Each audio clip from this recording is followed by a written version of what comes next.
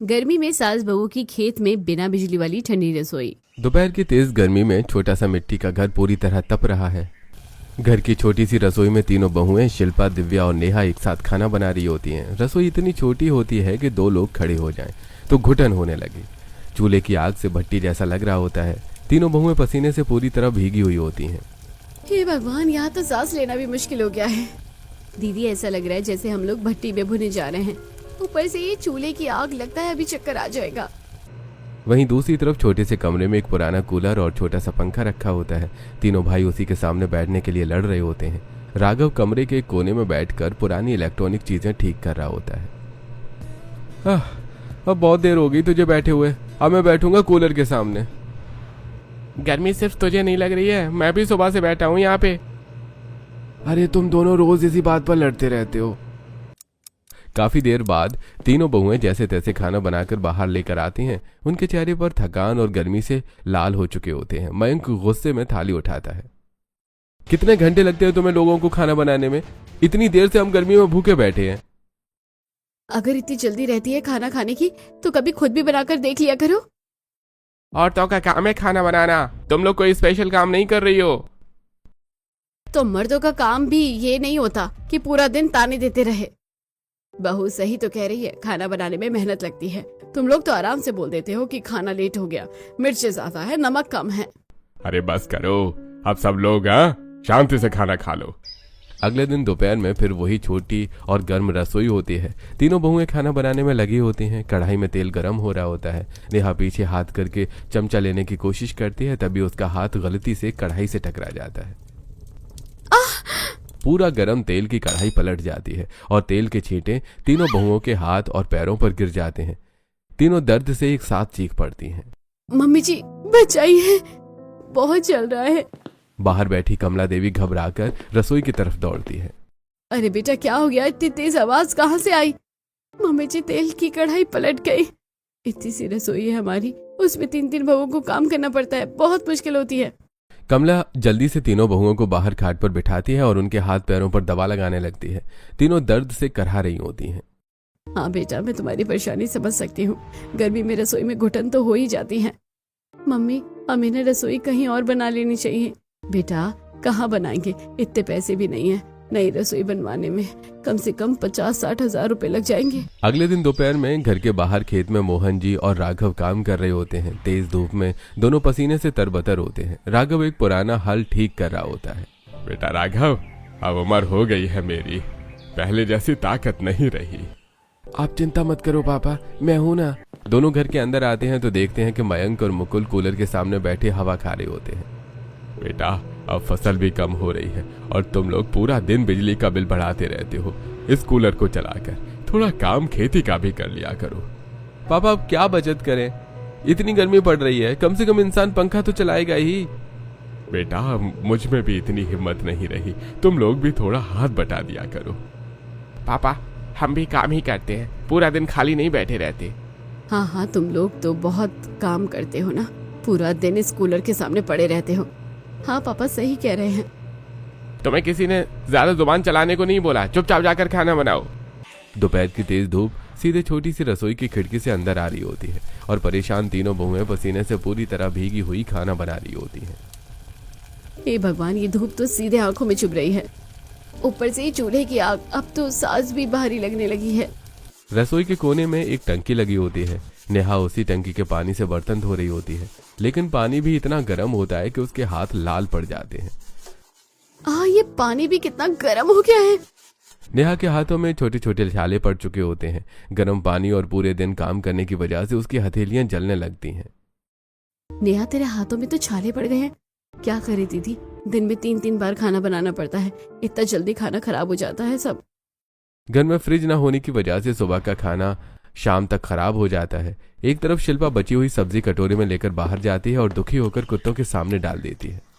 हमारे पास खुद खाने के पैसे नहीं हैं, ऊपर से इतना खाना खराब हो जाता है। बाहर कुत्ते खाना खाने लगते हैं और शिल्पा की आंखें भर आती हैं। अंदर बाल्टी में रखा पानी भी गर्म हो चुका होता है। मुकुल गिलास में पानी भरकर पीता है और तुरंत मुंह बना लेता है। अरे ये पानी है या उबला हुआ गरम सूप? बेटा, फ्रिज होता तो पानी ठंडा भी रहता, लेकिन अभी तो जैसे तैसे काम चलाना पड़ रहा है। ज्यादा गर्मी की वजह से तीनों बहुओं की हालत खराब होने लगती है। उनके चेहरों पर घमौरियां निकल आई होती हैं, कभी चक्कर आते, कभी कमजोरी महसूस होती। नेहा अचानक दीवार पकड़ लेती है। अरे नेहा, क्या हुआ? कुछ नहीं दीदी, बस चक्कर सा आ गया था। तुम तीनों की हालत दिन ब दिन खराब होती जा रही है। अगले दिन शाम को राघव बाहर से एक टूटा फूटा पुराना रेडियो लेकर आता है। सब लोग उसे हैरानी से देख रहे होते हैं। राघव जमीन पर बैठकर रेडियो खोल देता है और उसके तार जोड़ने लगता है। राघव काफी देर मेहनत करता है। अचानक रेडियो से खरखराहट की आवाज आती है और फिर गाना बजने लगता है। पूरा परिवार हैरानी से उसे देखने लगता है। धीरे धीरे गाना बजने लगता है। अरे वाह भैया, आप तो बहुत टैलेंटेड है, आपने तो कमाल कर दिया। अरे हाँ, टैलेंट तो मुझ में है। जितनी मेहनत आपने इसमें करी है, इतनी मेहनत रसोई में भी करवा दो। हम पूरा दिन गर्मी में मरते रहते हैं, कुछ ऐसा जुगाड़ कर दो ना। इसमें क्या जुगाड़ करूं, रसोई इतनी छोटी है। मुझे पता है तुम तीनों को कितनी मुश्किल होती है। अगले दिन शिल्पा अपने मायके जाती है। वहां घर के अंदर पंखा चल रहा होता है और शिल्पा आराम से बैठी होती है और उसके चेहरे पर सुकून साफ दिखाई दे रहा होता है। तू तो ऐसे बैठी है जैसे यहाँ आकर कितनी शांति मिल रही है। हाँ मम्मी, वहाँ तो पूरा दिन उस 2x2 के रसोई में काम करते रहो, हम तो बहुत परेशान हो जाते हैं।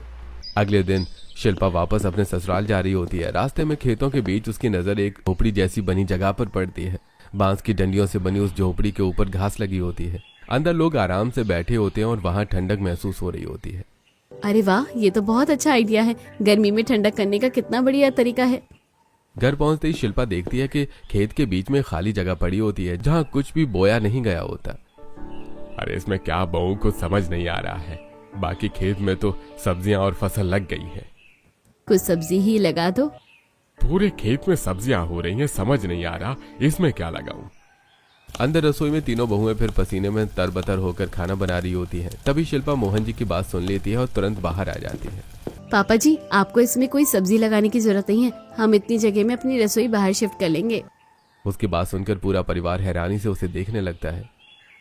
रसोई बाहर करेंगे कैसे बेटा? बाहर तो और ज्यादा गर्मी है, हवा तेज होगी तो चूल्हा भी नहीं जलेगा। मम्मी जी, अभी जब मैं परसों आ रही थी ना, तो मैंने देखा था गांव में किसी ने बीच में झोपड़ी बना रखी थी और ऊपर घास लगा रखी थी। उसमें बहुत ठंडक महसूस हो रही थी। बेटा, मुझे नहीं लगता ये काम कर पाएगा। शिल्पा उम्मीद भरी नजरों से राघव की तरफ देखने लगती है। आप तो हमारी मदद करोगे ना राघव? हाँ, मैं तुम्हारी मदद कर दूंगा, जो भी करना हो मुझे बता देना। वहीं मयंक और मुकुल दोनों हंसने लगते हैं। ओहो, हमारे घर में तो आइंस्टाइन आ गया। अब यह कोई नई इन्वेंशन करेगी। दोनों भाई मजाक उड़ाकर हंसते रहते हैं, लेकिन तीनों बहुओं के चेहरे पर अलग ही हौसला दिखाई दे रहा होता है। हाँ हाँ, दीदी सही तो कह रही है, बाहर रसोई बन जाएगी तो कम से कम थोड़ा खुला तो रहेगा। अगली सुबह तेज धूप निकलते ही तीनों बहुएं खेत के बीच खाली पड़ी जगह पर काम शुरू कर देती हैं। राघव भी उनके साथ खड़ा होता है। चारों तरफ गर्म हवा चल रही होती है, लेकिन फिर भी तीनों बहुओं के चेहरे पर उम्मीद दिखाई दे रही होती है। राघव बैम्बू की लंबी लकड़ियां जमीन में गाड़ रहा होता है और तीनों बहुएं उन्हें पकड़कर सीधा कर रही होती हैं। थोड़ा और कसकर पकड़ो दिव्या, नहीं तो टेढ़ा हो जाएगा। हाँ दीदी, आज चाहे जितनी मेहनत करनी पड़े, ये रसोई बनकर ही रहेगी। कम से कम यहाँ खुली हवा तो मिलेगी। राघव ऊपर चढ़कर रस्सियों से बैम्बू की लकड़ियां बांधने लगता है। नीचे से तीनों बहुएं उसे घास पकड़ाकर दे रही होती हैं ताकि वो ऊपर छत बना सके। नेहा, जरा वो रस्सी देना। ये लो। थोड़ी देर बाद झोपड़ी जैसा ढांचा तैयार होने लगता है। नीचे मिट्टी से छोटा सा चूल्हा भी बना दिया जाता है। तीनों बहुएं खुश होकर लकड़ियां डालकर चूल्हा जलाने की कोशिश करती हैं। बस एक बार आग जल जाए फिर मजा आ जाएगा। तभी घर के अंदर बैठे मयंक और मुकुल जोर जोर से आवाज लगाने लगते हैं। अरे खाना दे दो, कितने घंटे लगेंगे? ये अपना नया काम बाद में कर लेना। आ रहे हैं, बस थोड़ा सा काम बाकी है। अंदर बैठे दोनों भाई गुस्से में एक दूसरे को देखने लगते हैं। इन्हें तो सबक सिखाना पड़ेगा। इस खुली रसोई और मेहनत ने हमारा दिमाग खराब कर दिया है। हाँ, बताना पड़ेगा असली सच्चाई क्या होती है। दोनों भाई हाथ में लंबी डंडियां लेकर बाहर निकलते हैं। तीनों बहुएं कुछ समझ पाती इससे पहले दोनों झोपड़ी के चारों तरफ डंडे मारना शुरू कर देते हैं। पूरी बैम्बू की झोपड़ी हिलते हिलते नीचे गिर जाती है। ऊपर लगी घास एक तरफ बिखर जाती है। नीचे बना चूल्हा टूटकर दब जाता है। पास रखे मिट्टी के मटके भी टूटकर बिखर जाते हैं। तीनों बहुएं हैरानी से सब देखती हैं। ये क्या कर दिया आप लोगों ने? हमारी सारी मेहनत पर पानी फेर दिया। ऐसा क्यों किया आपने?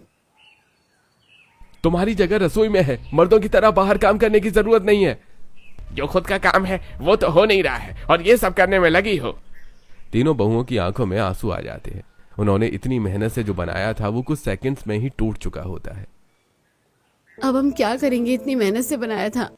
खाना हमें ही बनाना पड़ता है ना, आपको थोड़ी ना बनाना पड़ता है। हम अपने लिए जुगाड़ कर रहे थे ताकि रसोई में आसानी से खाना बन सके। औरतों को कितनी दिक्कत होती है, कितनी कमजोरी होती है, यह आपको नहीं पता। आपके लिए तो खाना बनाना हवा जैसा है। दोनों पति उन्हें डांटने लगते हैं। बहुत हो गया, जाओ अंदर और खाना बनाओ। और तू भी ज्यादा हीरो मत बन। भैया थोड़ा मदद करवा देते तो क्या हो जाता। दोनों भाई गुस्से से उसे घूरने लगते हैं।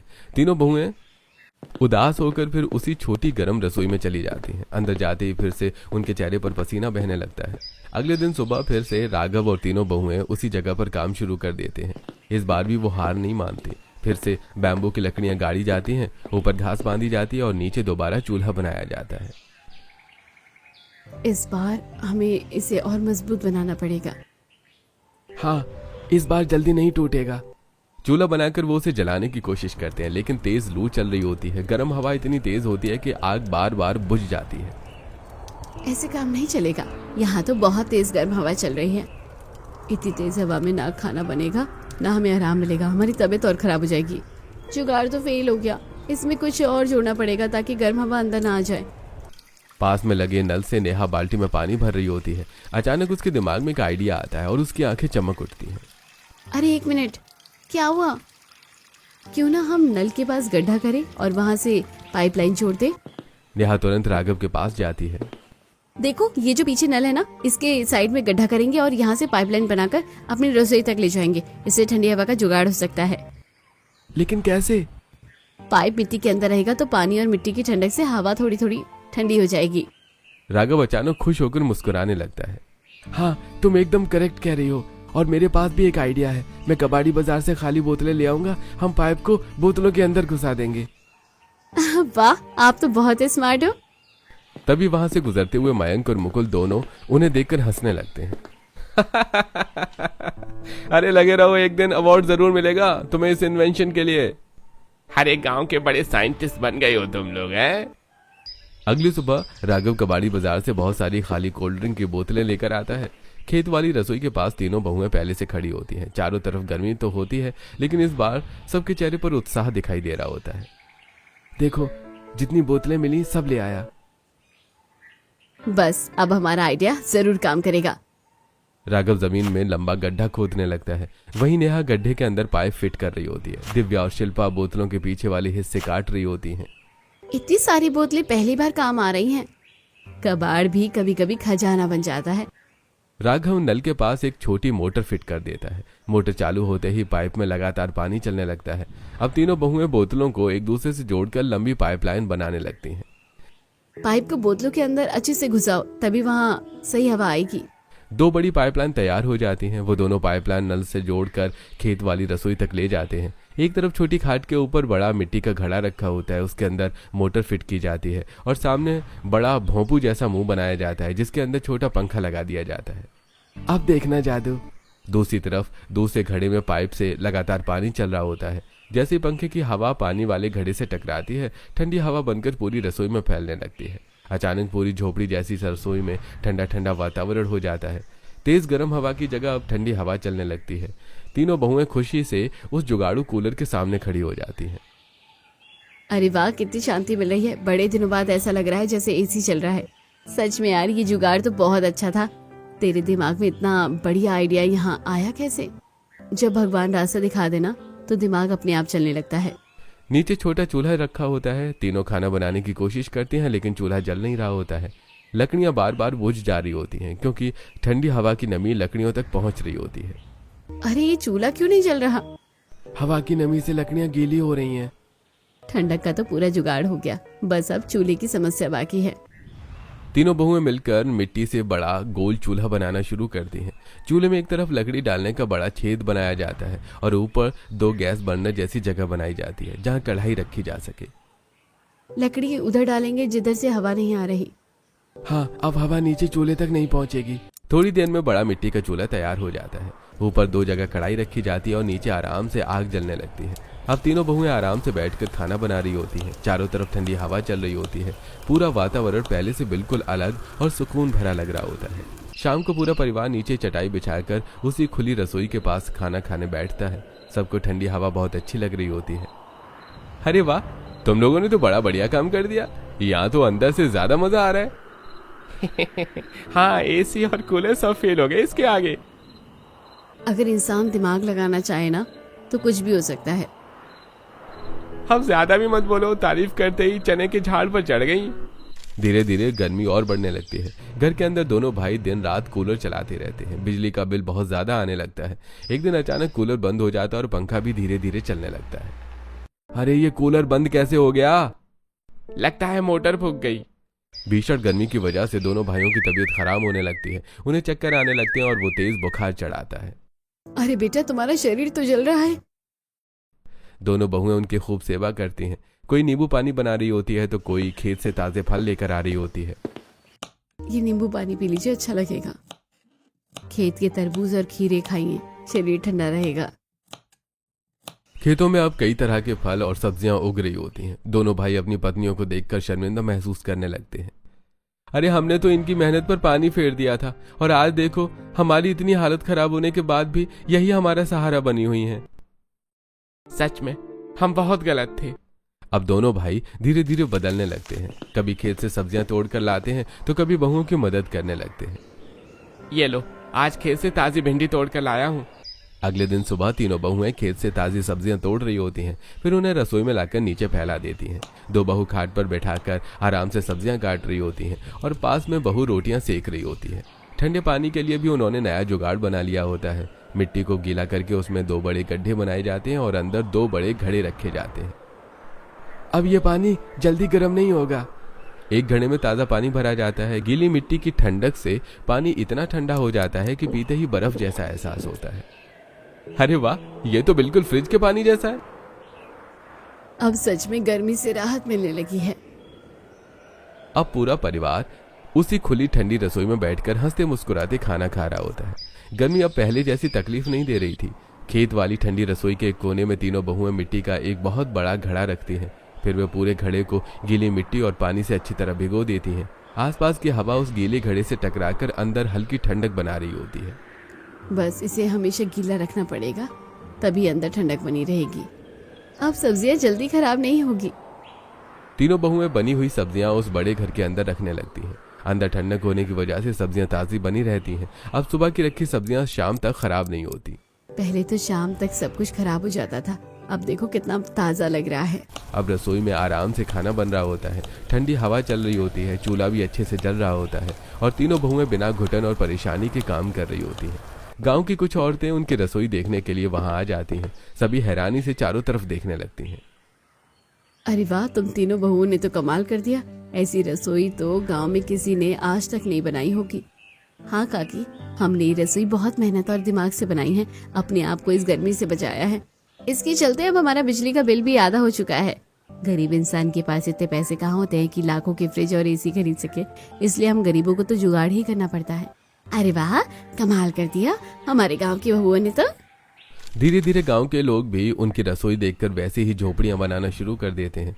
खेतों के बीच अब 2-3 और छोटी खुली रसोइयां दिखाई देने लगती हैं।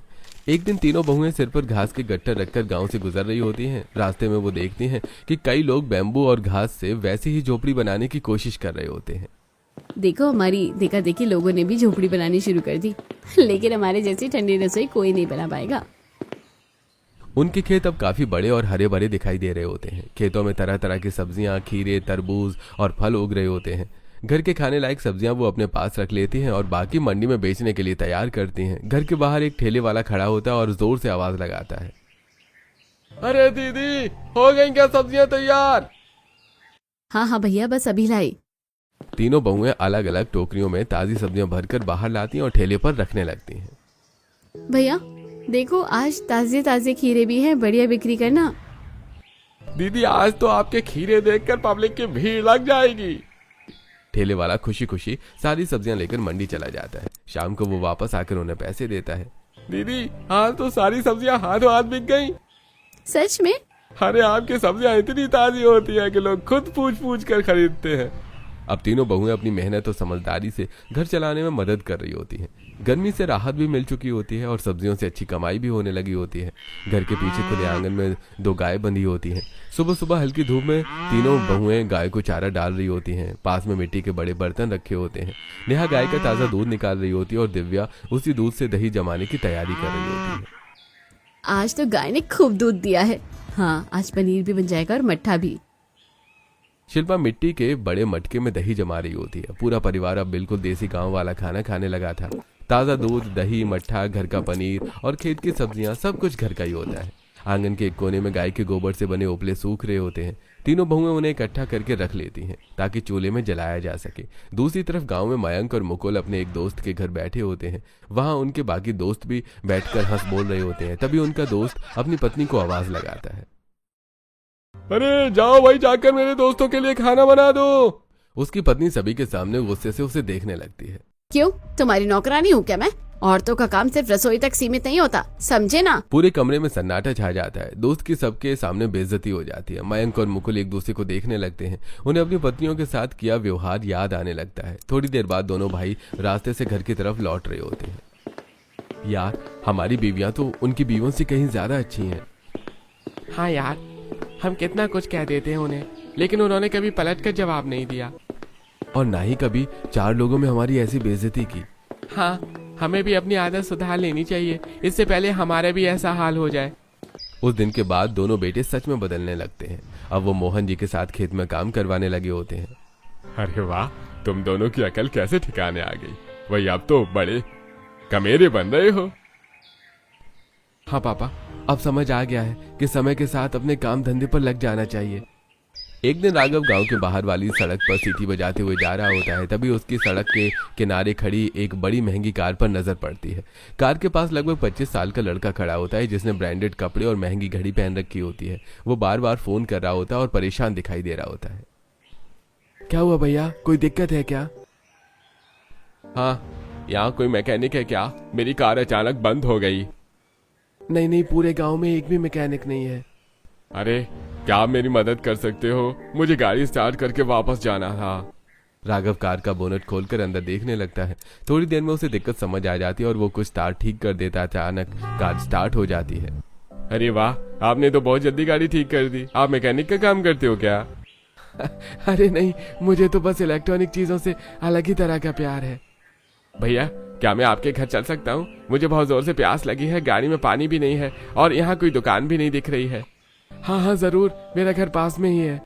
राघव उसे अपने घर लेकर आता है। खेत वाली ठंडी रसोई के अंदर खाट पड़ी होती है। राघव योगेश को वहीं बिठा देता है। पास में नेहा मिट्टी वाले गड्ढे से मटका निकालकर पानी भर रही होती है। आप जमीन से पानी निकाल रही हो क्या? अरे नहीं, हमने गड्ढे के अंदर बड़े बड़े मटके रखे हैं। हमारे पास इतने पैसे नहीं है कि फ्रिज ले आए, तो जुगाड़ से ही गर्मियों को बचने का उपाय बना रखा है। नेहा उस मटके का ठंडा पानी देती है। योगेश धीरे धीरे पानी पीता है और उसका चेहरा खिल उठता है। अरे वाह, कितना मजा आ रहा है ये पानी पीने में। मटके की मिट्टी की खुशबू कितनी अच्छी लग रही है।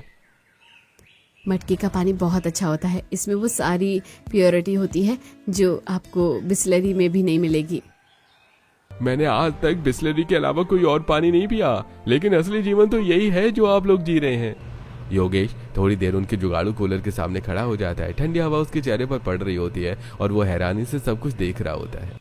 अतिथि देवो भव, बैठिए, खाना खाकर जाइए। तभी अचानक 2-3 बॉडीगार्ड जैसे लोग वहां पहुंच जाते हैं। उनके हाथ में फोन होता है। वो जल्दी से फोन योगेश के कान पर लगा देते हैं। योगेश, कॉलेज वापस पहुंचो। मैंने तुम्हें पढ़ाई करने भेजा था, इधर उधर घूमने के लिए नहीं। आपको कैसे पता चला मैं यहाँ हूँ? आपने पापा को क्यों बताया? मैं बस थोड़ा माइंड फ्रेश करने आया था। अरे बाबा, जल्दी घर चलो, आज तो बड़े साहब बहुत गुस्से में हैं। योगेश थोड़ा संभल कर राघव और बाकी परिवार की तरफ देखने लगता है। नहीं, मैं किसी गलत वजह से नहीं आया था। ये जो ऑर्गेनिक रसोई है ना, मैं इसकी जानकारी लेने आया था। मेरा कॉलेज प्रोजेक्ट है ना, बिना बिजली वाली देसी रसोई, और आपने तो कमाल कर दिया, इसलिए मैं यहाँ आया था। ऐसी कोई बात नहीं है कि मैं घर से भाग गया था। बॉडीगार्ड राघव की तरफ शक भरी नजरों से देखने लगते हैं। खेत वाली ठंडी रसोई में हल्की ठंडी हवा चल रही होती है और योगेश वहीं खड़ा होता है। क्या ये सच बोल रहे हैं? हाँ, इनकी गाड़ी बीच रास्ते में ख़राब हो गई थी, मैंने ही ठीक करी है। फिर इनके पास पानी भी नहीं था तो मैं इन्हें अपने घर ले आया। ठीक है, आप ये सब एक वीडियो में बोल दो, हम बड़े साहब को भेज देंगे ताकि उन्हें तसल्ली हो जाए कि आप सुरक्षित हो। हाँ ठीक है, बना लो वीडियो। बॉडीगार्ड वीडियो रिकॉर्ड करना शुरू कर देता है। योगेश कैमरे के सामने खड़ा हो जाता है और पीछे पूरी ठंडी रसोई दिखाई दे रही होती है। देखो, यह हमारा बिजली बचाने वाला प्रोजेक्ट था जिसमें बिना बिजली इस्तेमाल किए गर्मी से राहत पाने का तरीका ढूंढना था और इसके लिए मैं यहाँ आया था। देखो, इन्होंने मटकों और पाइपलाइन से कूलर जैसा जुगाड़ बनाया है। यहाँ कितनी ठंडी हवा आ रही है, रसोई पूरी ठंडी रहती है और पानी के लिए बड़े घड़ों को मिट्टी के अंदर दबा दिया जाता है जिससे पानी बिल्कुल ठंडा रहता है। बॉडीगार्ड पूरी रसोई, मटके, पाइपलाइन और जुगाड़ू कूलर का वीडियो बना लेते हैं। चलो भैया, मैं चलता हूँ। आप सबसे मिलकर बहुत अच्छा लगा, आप लोग बहुत अच्छे हो और आपकी इन्वेंशन तो सुपर डुपर अच्छी है। योगेश बॉडीगार्ड के साथ वहां से चला जाता है। दूसरी तरफ रात को अपने आलीशान कमरे में बैठा होता है। उसके कमरे में एसी चल रहा होता है लेकिन फिर भी उसका ध्यान बार बार गांव वाली रसोई की तरफ जा रहा होता है। तभी उसके पापा कमरे में गुस्से से आते हैं। तुमसे कहा था ना कि कॉलेज से कहीं मत जाना, और तुम बिना बताए कहाँ चले गए थे? पापा, मैं सिर्फ प्रोजेक्ट के लिए गया था, मैं कहीं इधर उधर नहीं घूम रहा था। उसके पापा गुस्से में वहां से चले जाते हैं। योगेश फिर अपने फोन में गांव वाली वीडियो देखने लगता है। वीडियो देखते देखते उसके चेहरे पर मुस्कान आ जाती है। ये वीडियो तो मुझे इंटरनेट पर डालनी चाहिए, बाकी लोगों को भी तो पता चलना चाहिए कि ये लोग कितना अच्छा काम कर रहे हैं। योगेश वीडियो इंटरनेट पर अपलोड कर देता है। थोड़ी देर में वीडियो पर हजारों व्यूज आने लगते हैं। लोग लगातार कमेंट करने लगते हैं। मोबाइल स्क्रीन पर कमेंट्स, अरे वाह, बिना बिजली की इतनी बढ़िया रसोई, ये तो गरीब लोगों के लिए लॉटरी जैसा है, पहली बार ऐसा जुगाड़ देखा है, इसके पीछे असली लोग कौन है। देखते ही देखते वीडियो बहुत ज्यादा वायरल हो जाती है। लाखों लोग उसे देखने लगते हैं। कुछ दिन बाद योगेश दोबारा राघव के घर पहुंचता है। इस बार उसके चेहरे पर अलग ही उत्साह होता है। भाई, आपकी वीडियो तो बहुत ज्यादा वायरल हो गई है, लोग पूछ रहे हैं इसके पीछे असली मास्टरमाइंड कौन है। मतलब मैंने आपकी वीडियो इंटरनेट पर डाल दी थी, लोग आप लोगों के बारे में जानना चाहते हैं। अगर मैं आपका इंटरव्यू रिकॉर्ड करूं तो? अरे हाँ हाँ बिल्कुल। तीनों बहुएं भी बहुत खुश हो जाती हैं। पूरा परिवार ठंडी रसोई के अंदर बैठ जाता है। योगेश कैमरा ऑन करता है और इंटरव्यू शुरू हो जाता है। तो बताइए, आपने ये रसोई कैसे बनाई? हमने नल के बराबर में एक गड्ढा खोदा, उसमें पानी का पाइप डाला, फिर खाली बोतलों को जोड़कर पाइपलाइन बनाई। एक घड़े में पानी रखा और दूसरे में हवा का जुगाड़ किया। जब हवा घड़े से टकराती है तो ठंडी हवा बनने लगती है और इसी वजह से हमारी रसोई पूरी ठंडी रहती है। अरे बस इतना ही काफी है, अब लोगों को पता चलेगा कि आप लोग कितने टैलेंटेड हो। उनका इंटरव्यू भी इंटरनेट पर बहुत वायरल हो जाता है। अब उनके घर के बाहर 3-4 मीडिया वाले आने लगते हैं। क्या आप ही वो लोग हैं जिन्होंने बिना बिजली वाली रसोई बनाई है? हाँ, हम ही हैं। आपकी वीडियो तो बहुत ज्यादा वायरल हो रही है। धीरे धीरे उनकी वीडियो से कमाई शुरू हो जाती है। अब उनका परिवार एक अच्छा बड़ा घर खरीद लेता है, लेकिन वो अपनी पुरानी रसोई और गांव को नहीं भूलते। दूसरी तरफ योगेश उनकी इन्वेंशन को गरीब लोगों तक पहुंचाने का फैसला करता है। अब एक टीम बनाता है जो गांव-गांव जाकर बिना बिजली वाली रसोई बनाना सिखाती है। तीनों बहुएं और राघव उन्हें पूरा प्रोसेस समझाते हैं। अब गरीब लोगों के घरों में वैसे ही ठंडी रसोई बनने लगती है। कुछ महीनों के बाद जब पूरा परिवार अपने नए घर में शिफ्ट हो जाता है तो राघव भावुक होकर योगेश के पास जाता है। भाई, आपका बहुत बहुत शुक्रिया, आपकी वजह से हमारी पूरी जिंदगी बदल गई, वरना हमें क्या पता था कि हमारा छोटा सा आइडिया हमारी दुनिया बदल देगा। अरे भाई, आजकल ऐसा ही होता है, कोई भी आइडिया दिमाग में दबा कर नहीं रखना चाहिए। आपने तो बिना पढ़े इतना कुछ कर लिया, अगर पढ़ लेते तो पता नहीं क्या क्या कर देते। कभी कभी एक आइडिया किसी की पूरी जिंदगी बदल देता है। तो आप लोगों को कैसी लगी उनकी गर्मी में सास बहुओं की बिना बिजली वाली ठंडी रसोई? कमेंट में जरूर बताइएगा और ये भी बताइएगा कि आपके दिमाग में ऐसा कौन सा आइडिया आता है जिसके बारे में आपको लगता है कि वो पूरी दुनिया तक पहुंचना चाहिए।